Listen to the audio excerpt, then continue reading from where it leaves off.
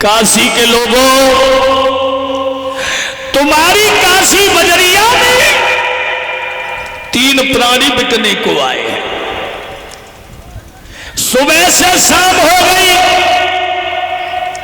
कोई खरीदने वाला नहीं आया।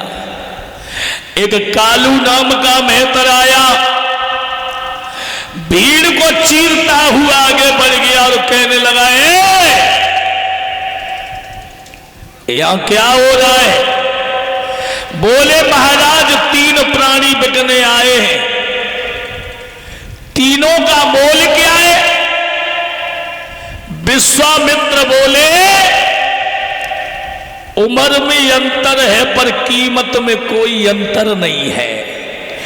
तीनों का मोल है 20-20 भार सोना। तो वो कालू नाम का मेहतर महाराज हरिचंद की ओर इशारा करके बोला, इस वाले जवान को तो मैं खरीद के ले जाऊंगा। क्यों?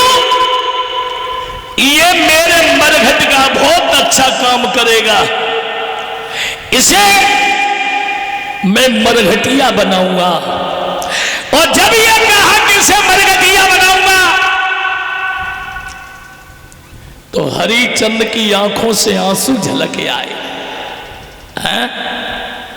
बारे समय कहां अयोध्या के राजा एक नजर पे, एक आवाज पे लाखों लोग सामने हुआ करते थे।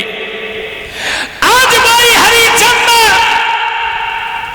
काशी के बाजार में टकटकी लगाए हैं कि कोई हमें आकर के इस जगह खरीद ले। तो इसलिए मैं कहता हूं,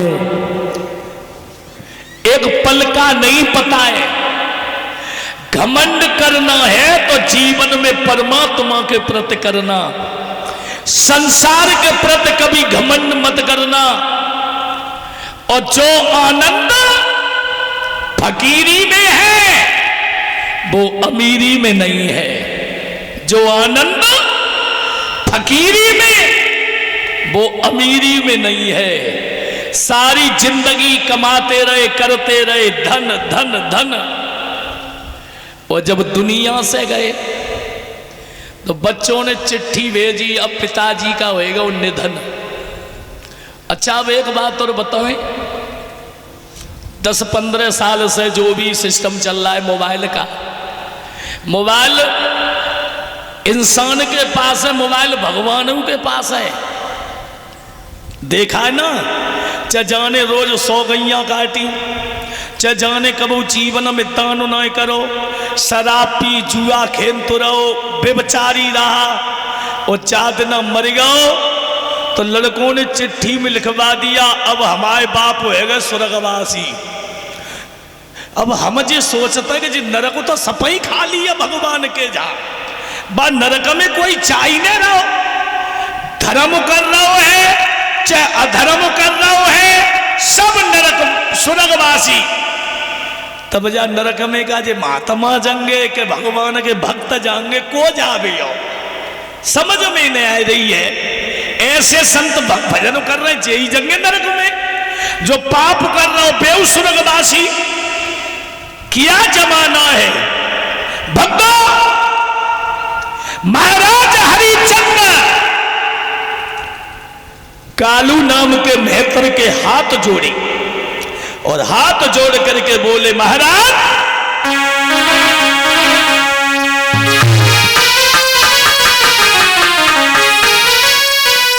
कि मरघटिया से कोई भी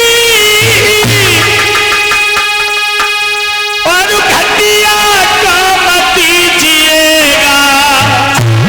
मरघटिया से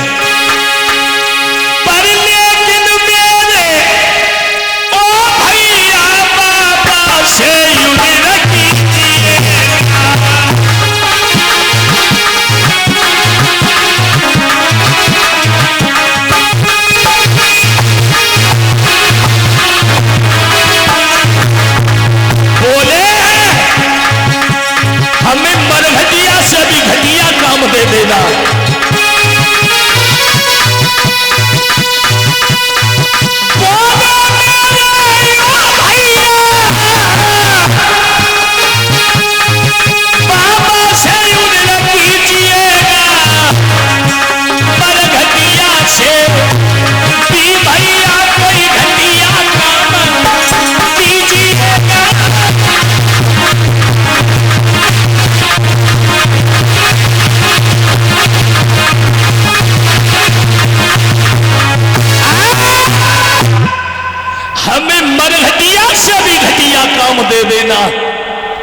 और हमें ऋणी कर लो। भैया 20 भार सोना देकर के महाराज हरिचंद को जब खरीदा और हरिचंद को जब खरीदा, रानी तारा खड़ी की खड़ी रह गई, रोहित भी खड़ा रह गया। तारा ने रो करके कहा अपने पति से, पिया ये कौन सी रीति है,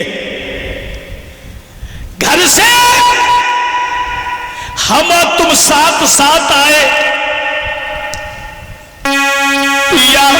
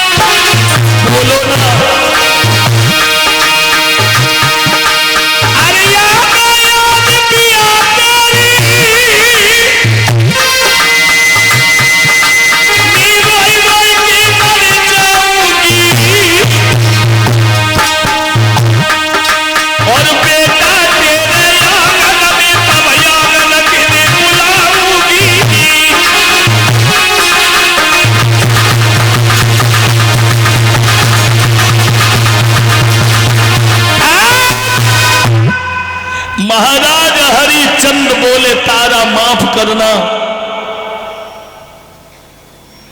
मेरे मालिक का हुक्म है, अब मैं मालिक के साथ ही जा रहा हूं। जैसे ही हरिचंद चले तो तारा की आंखों से आंसू झलके आए। पिया रुक जाओ ना, एक पल के लिए खड़े हो जाओ। महाराज चला ठहर जाइयो, अरे तो फिर क्या नहीं है, क्योंकि अभी मेरे जी भर के नहीं, अभी मेरे जी भर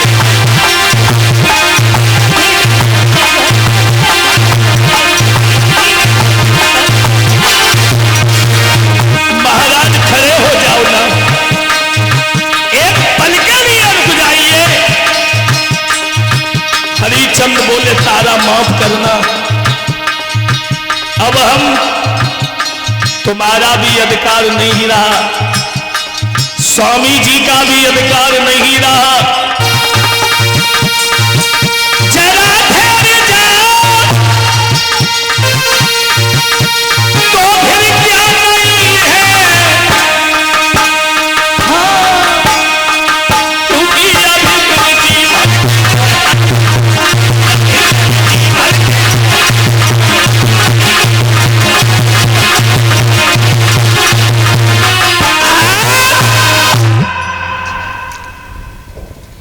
पत्नी का सबसे बड़ा गहना, सबसे बड़ा आभूषण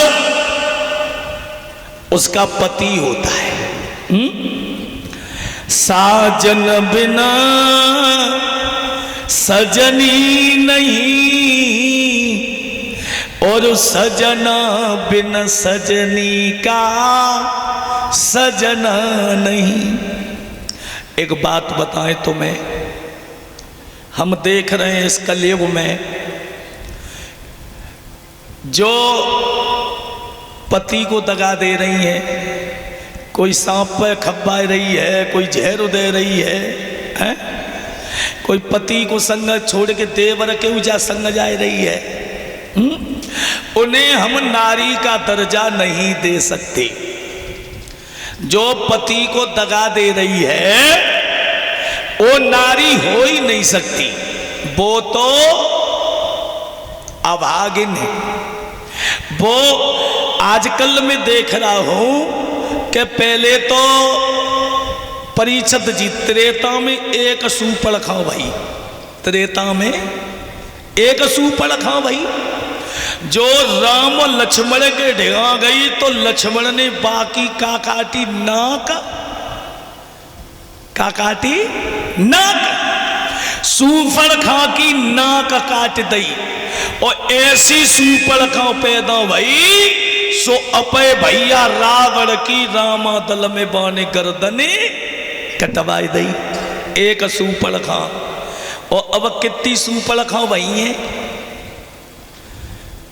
अब तो ज्यादा ना है तो मेरी समझते 50% तो माने के चलो का सूपड़ खा है गई है कौन सी। इस हिंदू धर्म में पहले कोई शादी हुआ करती थी तो बाहर से नाचने वाले मांगने वाले आया करते थे, और अब देखो बाहर के खाने वाले और घर ही के नाचने वाले। जितनी ये बच्चियां कुआरी हो चाहे शादीशुदा हो, जितनी ये इंस्टाग्राम बनाए रही है कमरा में नाच नाच के, इन्हें तुम सूपड़ खा मानियो। जे अपई नाक समाज में कटाए रही है सो कटाए रही है भैयन की गर्दने